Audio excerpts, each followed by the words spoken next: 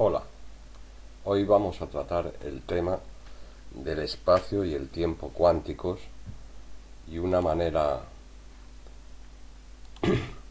diferente de visualizarlos. El problema es que si tenemos una partícula, nuestro espacio geométrico se corresponde con el espacio cuántico, pero si tenemos más de una partícula ya no se corresponde. Por ejemplo, si estamos en una dimensión con dos partículas tenemos dos dimensiones. Si estamos en una dimensión con 5 partículas tenemos 5 dimensiones. Si estamos en 3 dimensiones, como es nuestro espacio geométrico de adelante, atrás, arriba, abajo, derecha, izquierda, entonces con una partícula tendríamos 3 dimensiones, pero con dos partículas tendríamos 6 dimensiones, y con 3 partículas 9 dimensiones. ¿Y eso cómo se come? Que las dimensiones donde tenemos que expresar el estado cuántico, las probabilidades cuánticas, no se corresponden a nuestro espacio geométrico. Entonces he ideado una manera de poderlo representar metiendo espacio dentro de espacio. Vamos a empezar viéndolo con dos ejemplos distintos. Primero vamos a trabajar en una dimensión donde nuestro espacio solamente tiene 3 casillas. En este gráfico estoy mostrando dos qubits que son como los qubits, pero que pueden tener, en vez de dos estados de 0 o 1, pueden ser o 0 o 1 o 2, que es equivalente a decir, puedo estar en la casilla 0 del espacio, en la casilla 1 del espacio o en la casilla 2 del espacio. Es decir, es como si estamos trabajando en una dimensión, y es como si tuviéramos una línea recta con 3 puntos y podemos estar en alguno de esos 3 puntos. Pero como tenemos dos qubits, equivalente a dos partículas, ya son el número de posiciones que podemos estar, 3 elevado al número de partículas por las dimensiones del espacio, que es una. Entonces primero sacamos las dimensiones de nuestra matriz, que es el número de partículas 2, por el número de dimensiones del espacio 1, que es igual a 2, y como tenemos un espacio geométrico de 3 casillas, elevamos esas 3 casillas al número de dimensiones de nuestra matriz, y nos sale 3 elevado a 2 es igual a 9. Por eso aquí tenemos 9 probabilidades diferentes en la rama baja del árbol. Así que lo que hace este árbol es coger el espacio geométrico real, en este caso una dimensión, pero da igual si fuera un cubo o si fueran dos dimensiones, un plano, si fuera un cubo, con nuestro espacio geométrico, que son 3 casillas, porque son qubits y solamente pueden estar en 3 casillas, vivir en esas 3 casillas, en el 0, en el 1 o en la casilla número 2. Va a tener ese valor, que es equivalente. Entonces, por cada una de esas casillas de nuestro espacio vamos a meter otro espacio del mismo tamaño. Así que en la casilla 0 metemos estas 3 casillas más. En la casilla 1 metemos otras 3 casillas. En la casilla 2 metemos otras 3 casillas. Es meter el espacio dentro del espacio.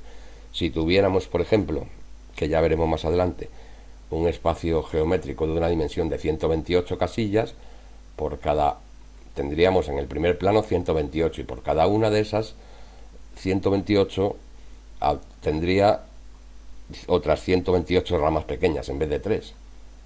Así que, y lo mismo sucedería cuanto más partículas de esta otra, de cada una volveríamos a meter el mismo espacio, otras 128, o en este caso 3, otras 3. Aquí solamente tengo 2 partículas, así que tengo 2 niveles. Así que, como veis, nos estamos saliendo del espacio real que podemos observar, que serían 3 casillas. En realidad, en el espacio cuántico, en este caso, hay 9. Y se trata de que la primera partícula se ocupa del primer nivel del árbol. El árbol tiene tantos niveles de profundidad como partículas que hay. Y la segunda partícula, podríamos decir que se encarga del segundo nivel del árbol. Así que sería simplemente recorrer estas ramas para llegar, las nodos verdes son las probabilidades que se pueden dar. En este caso 0, 0 significa el de la izquierda, que el primer qtrit está en el estado 0 y que el segundo qtrit está en el estado 0. No se puede observar nunca el estado 0, 1, que el primero esté en el estado 0 y el segundo en la casilla 1.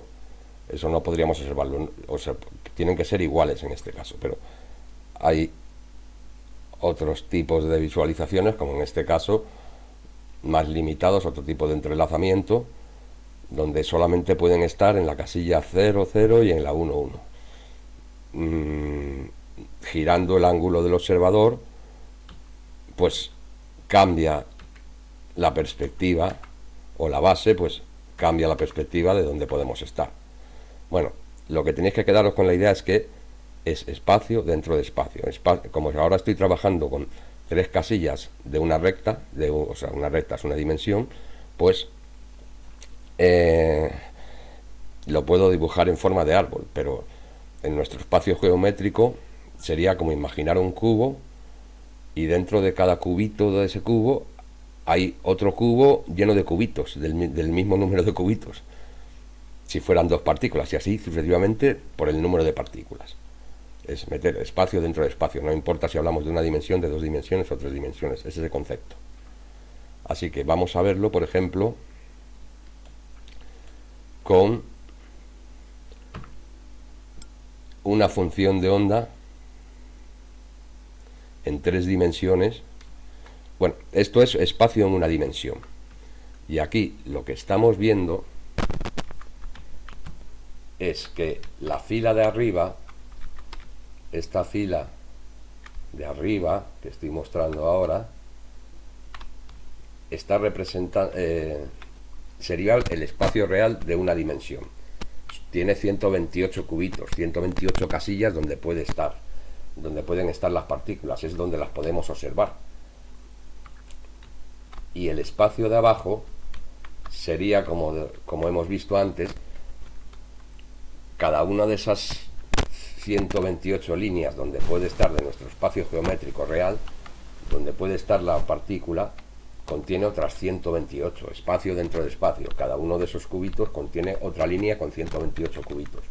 Y aquí me está mostrando 2 fermiones, como 2 electrones, que van a interactuar en una animación mediante un potencial armónico de Coulomb. Bueno, eso no importa, la cuestión es quedarse con el concepto de espacio dentro de espacio. Esto es exactamente igual, lo mismo que lo otro, es una dimensión, solo que está dibujado de otra forma. En vez de verlo de frente, como no caben, yo no puedo meter 128 entre estos dos cubitos, porque no caben aquí de frente, tengo que meterlos en perpendicular.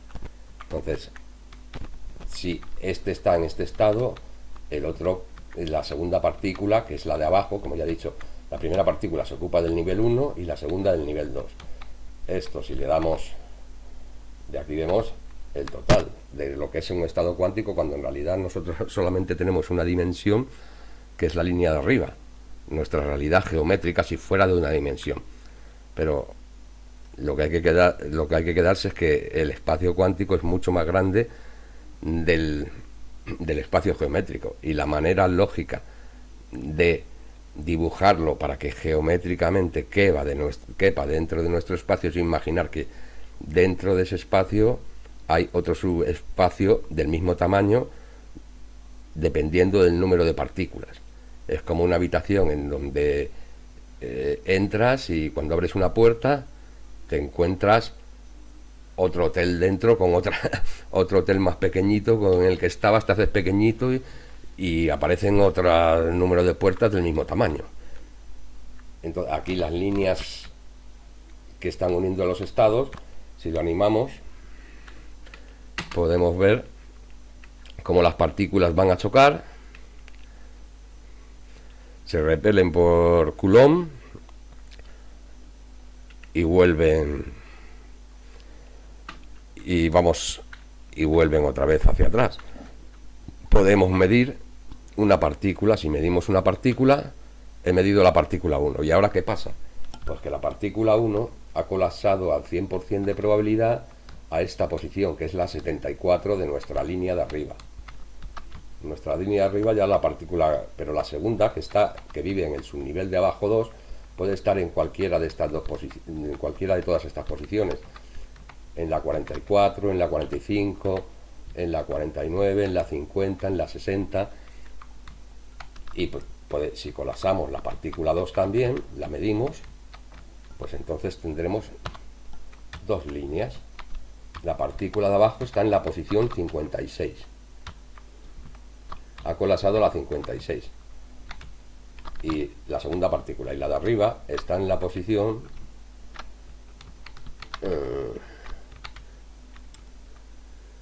74. Aunque la segunda partícula aparece abajo, en realidad aparecería en nuestro espacio, en el espacio de arriba, en la línea de arriba. Pero esto es para mostrar de que el estado cuántico todavía no se ha borrado, porque si yo ahora recalculo la función de onda, después de medir, esto no se queda así, no desaparece el espacio cuántico. Si yo ahora recalculo la función de onda,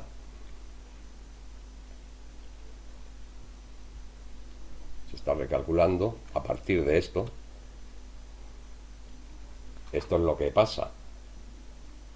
El espacio cuántico sigue ahí totalmente difuminado. Abajo no ha desaparecido. O sea, lo de arriba es como una ilusión.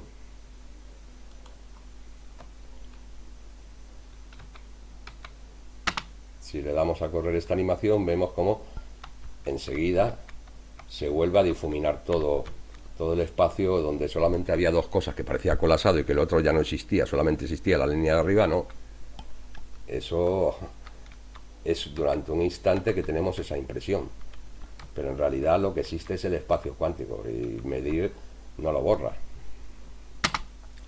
Así que, recapitulando, el espacio cuántico, cuando tenemos un número de partículas elevado, pues resulta que las dimensiones de la matriz es el número de partículas por las dimensiones del espacio. Si nuestro espacio geométrico tiene 3 dimensiones, si tenemos 3 partículas, sería 3 por 3, 9 dimensiones.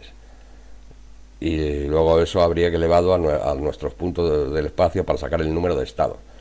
Aquí los estados Fock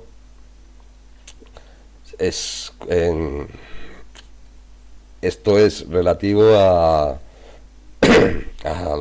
la teoría cuántica de campos, porque aquí lo estoy mostrando según la ecuación de Rödinger, pero en la teoría cuántica de campos pasa algo muy similar. O sea, realmente esos estados están en el estado cuántico, sigue estando ahí, aunque se ha reducido un poco por combinatoria, por ciertas cosas que no pueden pasar, como que dos fermiones estén en el mismo sitio, cosas que no tiene en cuenta la ecuación de Rödinger.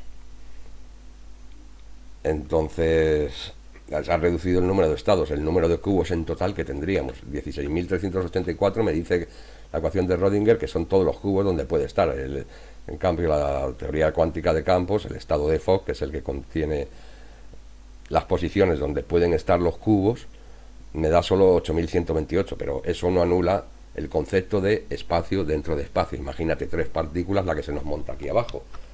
Si solamente estamos trabajando aquí en una dimensión, porque si trabajara en 3 dimensiones como nuestro espacio geométrico me sería imposible graficarlo. Pero si tuviéramos 3 partículas, de cada uno de esos cubitos de aquí abajo partirían otros 128 cubitos. Ya me resultaría imposible dibujarlo. Y todo esto son las líneas que conectan, como antes veíamos, conectados en el árbol. Es el árbol lógico de los caminos que se pueden recorrer en ese espacio cuántico. Si entras por aquí, solamente puedes llegar ahí.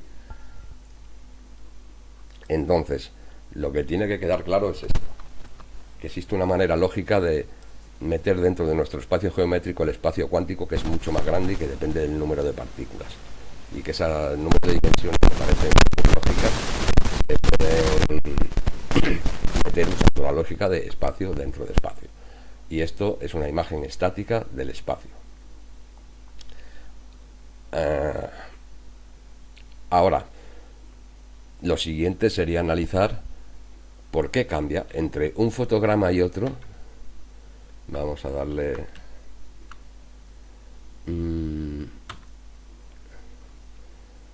¿cómo era para iniciar esto? A ver, voy a volver a arrancarlo.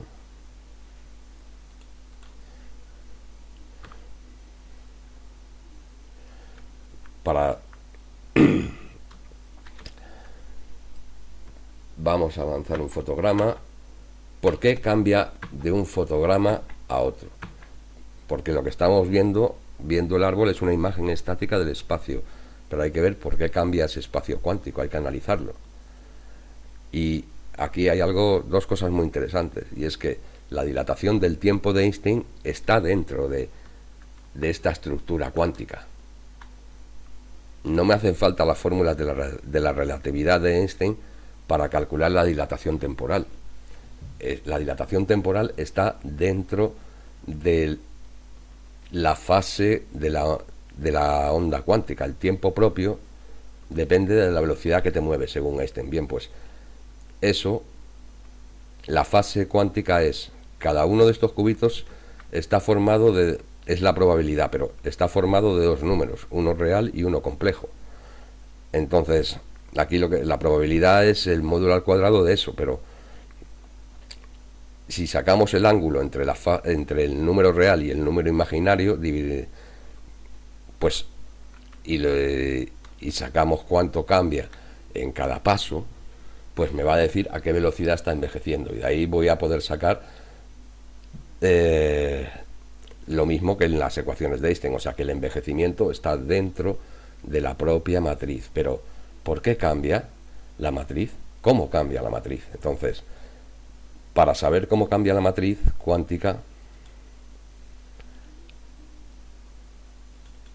hay que imaginar que los nodos más inferiores del último nivel del árbol, donde más cubitos tenemos, están todos interconectados como en una red neuronal, y que estos pesos representan, hace exactamente lo mismo que lo que hace el hamiltoniano en la ecuación de Schrödinger, que es transformar el estado cuántico para que aparezca en otra posición. Está todos los aquí están azul y amarillo, la parte real y la parte imaginaria. Entonces, lo que y uno azul y uno amarillo representaría un cubito de esos. Entonces, todo está conectado en la parte de abajo. Entonces, diríamos que la información corre a través de estos pesos y transforma el estado, llega a sí mismo transformado como en una red neuronal, multiplicándose por un número. Lo que hay dentro del estado se multiplica por un número y se transforma en otro, y esto hace que en esta posición, en esta casilla del espacio, haya otra cosa. Puede que antes hubiera algo y puede que ahora no haya nada, o puede que antes no hubiera nada y ahora hay algo, por eso se mueve la onda, porque está conectada como una red neuronal en su nivel más bajo, del profundo del árbol, transformándose. Y en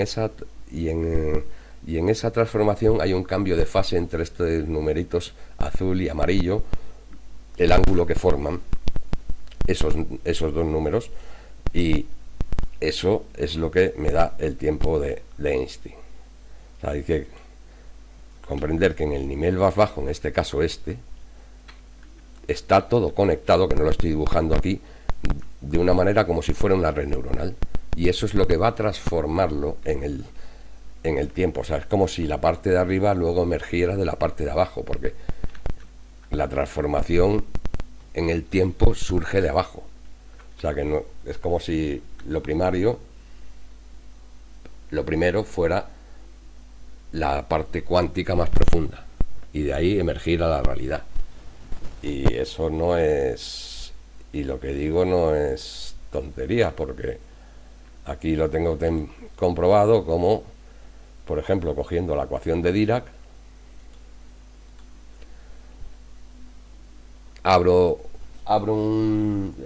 un fichero de una animación de una partícula que se está moviendo a una velocidad cercana a la velocidad de la luz, y miro a ver si coincide con la ecuación de Einstein, sacándolo de la PSI, del estado cuántico, analizando su fase, y del estado cuántico puedo sacar cuánto se va a mover la partícula y cuánto va a envejecer la partícula, su tiempo propio. O sea, el tiempo está dentro del estado cuántico, y es el mismo estado cuántico el que transforma la realidad. Y efectivamente esta partícula, por ejemplo, se está moviendo al 91,6% de la velocidad de la luz. Me sale que por cada 0,39 segundos que pasan en la partícula de vida, el observador ha pasado un segundo de tiempo y coincide con las ecuaciones de Einstein. Y me saca la velocidad a la que se movía la partícula, también de la PSI, que eso es el gradiente de fase. O sea, todo está en la PSI, en la onda. Y la onda se transforma a sí misma conectada, la onda, no, el estado cuántico más que onda, todo ese árbol cuántico en su nivel más profundo se transforma a sí mismo conectado como una red neuronal, y de ahí emerge nuestra realidad hacia arriba. Bueno, no quiero que se me extienda mucho, que luego no me lo aceptan en YouTube.